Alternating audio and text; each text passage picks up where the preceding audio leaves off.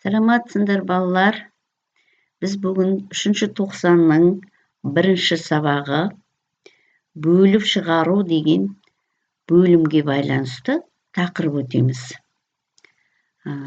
Жалпы бөліп шығару мүшелер және олардың маңызы. Мына жерде өздеріңіз көріп тұрғандай, біздің ағзамызда қажетті заттар сыртқа үздіксіз шығып тұрады. Өсімдіктерде де тірі ағза болғандықтан қажетті заттарды сыртқа үздіксіз шығарып тұратынын ол бізге мәлім. Сондықтан біз осы жүйені толық осы бөліп шығару бөлімінде танысамыз. Сондықтан бүгінгі сабағымыз тек қана бөліп шығару мүшелерге байланысты. Сондықтан біз бүгінгі негізгі білетін ұғымымыз бөліп шығару улы заттар, ауыр металдар, бөліп шығару мүшелері, оған не жатады? Бүйрек, өкпе, тері, асқазан, бауыр деген мүшелерге нені бөліп шығарады, қалай бөліп шығаратынға қысқаша тоқталатын боламыз. Біз өткен тоқсанның соңында тыныс алу жүйесі туралы толық ақпарат алғанбыз, балалар. Енді мына жерде өздеріңіз көріп тұрғандай, бөліп шығару мүшелеріне бүйрек, өкпе, тері, сілекей асқазан бездері, ұйқы бездері осы біздің ағзамыздағы бөліп шығару мүшелерге жатады. Сондықтан бөліп шығару дегеніміз жалпы бұл ағзадағы қалдық заттарды сыртқа кетіру үдерісі деп түсінуге болады. Бұл процесс ағзадағы метаболизмнің нәтижесінде пайда болатын зиянды заттарды, сондай-ақ артық суды, тұзды және басқа заттарды кетіруге мүмкіндік береді. Бөліп шығару ағзаның гомеостазиялық жүйені сақтап, яғни ішкі ортаның тұрақтылығын сақтауға көмектеседі. Бөліп шығару механизм бүйректің қандай механизм? Бүйрек бөліп шығару ең негізгі мүше болып келеді. Біз оны жақсы білеміз, балалар, өйткені біз үздіксіз сыртқа зәр бөліп шығарып тұрамыз. Бұл үдеріс 3 механизмнің негізінде жүріледі. Бұны біз жоғары сыныпқа барғанда жеке талдайтын боламыз. Қазір бізде мынандай қысқа ақпарат қалу керек. Репсорбция, сүзу, секреция деген. Онда сүзу бұл организмдегі қалдық шығару үшін қолданылатын негізгі үдеріс. Бұл үдеріс бүйректе үздіксіз іске асырылып жатады. Қанның қалдықтарды, артық заттарды, электролиттерді сүзіп сыртқа шығарады. Ресорбция дегеніміз сүзілген сұйықтықтан пайдалы заттарды қанға қайтару, мысалы глюкоза, амин қышқылдары, су қайта сіңіріледі. Бұл процесс бүйректегі нефрондардың проксималды бөлімінде жүзеге асырылады. Ол проксималды бөлім дегеніміз не, нефрон дегеніміз не дегенде біз жоғары сыныпқа барғанда өтетін боламыз. Енді секреция, қанның қалдықтар сүзілген сұйықтыққа қайтадан қосу. Мысалы дәрі-дәрмек, токсиндар және кейбір гормондар бұл үдерістің нәтижесінде сыртқа шығарылып отырады. Ағзада жалпы қажетсіз деген заттар жасушада қалмау керек. Осы үдерісті іске асыратын осындай 3 механизм бар. Өкпе. Өкпе бұл тыныс алу жүйесінің негізгі мүше екенін біз білгенбіз өткен тоқсанда. Ол тыныс алу процесінде оттегін сіңіріп, көмірқышқыл газын шығаруды қамтамасыз етеді. Өкпедегі альвеолдар деп аталатын кішкентай ауа көпіршіктер қанмен оттегінің алмасу үдерісін жүзеге асырады. Бұл процесс диффузия арқылы жүзеге асады. Яғни газдардың жоғары концентрациядан төменгі концентрацияға қарай қозғалыс үдерісін іске асырады. Енді тері. Тері ағзаның сыртқы қабаты. Ол қорғаныш, тер және майдың шығуына жауап береді. Мысалы, біз дене шынықтыруда жүгіріп келген кезде денемізден үздіксіз тер бөлініп шығып тұрады. Оны жақсы білеміз. Ол бізге қажетті заттарды бірге құрамында әртүрлі тұздар, қышқылдарды сыртқа шығарады балалар. Теріні тесіктері арқылы тері бөліп, дененің температурасын реттеп тұрады. Біз қатты ыстықта ағзамыздың дене температурасы тұрақты сақталып тұрады ғой.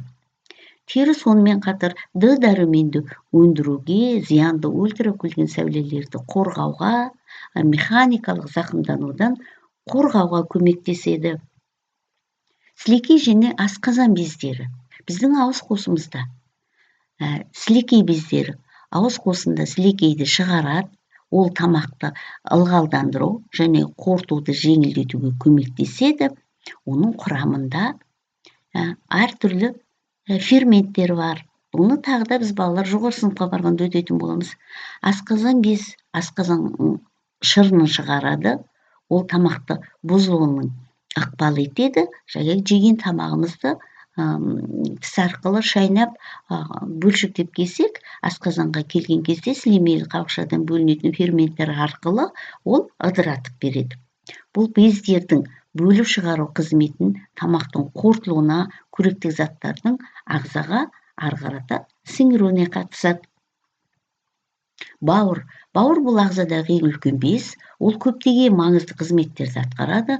Оның ішінде зат алмасуды реттеу, улы заттарды залалсыздандыру, қанды тазарту және ауызды синтездеу жолдарына үлкен үлес қосады.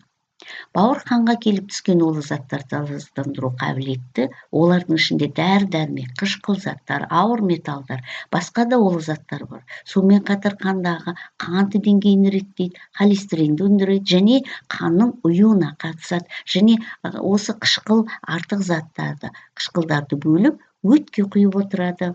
Мына жерде өздеріңіз көріп тұрғандай, балалар міне бауыр өт бөледі. Мынау астындағы жаңағы ұйқы безбенен өттің өзекшесі ферменттерді бөліп, жаңағы астың қорытылу үдерісін 12 ішекте жүргізеді. Ұйқы без бен ішек бездер. Енді ұйқы без қарынның астыңғы бөлігінде орналасады. Ұйқы без ас қорыту эндокриндік жүйелерді маңызды рөл атқарады. Ол ас қорыту ферменттерді бөледі және сонымен бірге көмірсулардың метаболизмін реттеп отырады. Ішек қабырғасында орналасқан кішкентай бездер бар. Шырышты қабат деп аталамыз, тамақтың қорытылуына көмектеседі.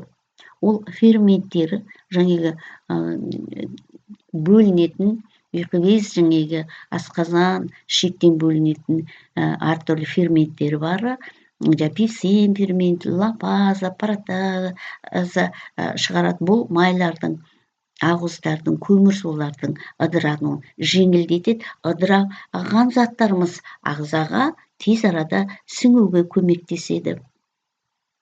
Енді жалпы бөліп шығару жүйесінің қажеттілігі неде бізде деп ойласақ, ол зат алмасуды реттейді. Ол су менен тепе-теңдікті сақтайды. Қанның сілтілігі ортасының деңгейін реттейді. Сондықтан ағзада зат алмасуды қалай? Ағзадағы зат алмасу процестер дұрыс жүру үшін бөліп шығару жүйесінің қалдық заттар, улы заттар шығару ағзаның ішкі ортасының тұрақты ұстап тұруға көмектеседі. Бөліп шығару жүйесінің ағзада су мен тұздарды мөлшерін реттеп, олардың қажеттілік деңгейде болуын қамтамасыз етіп отырады.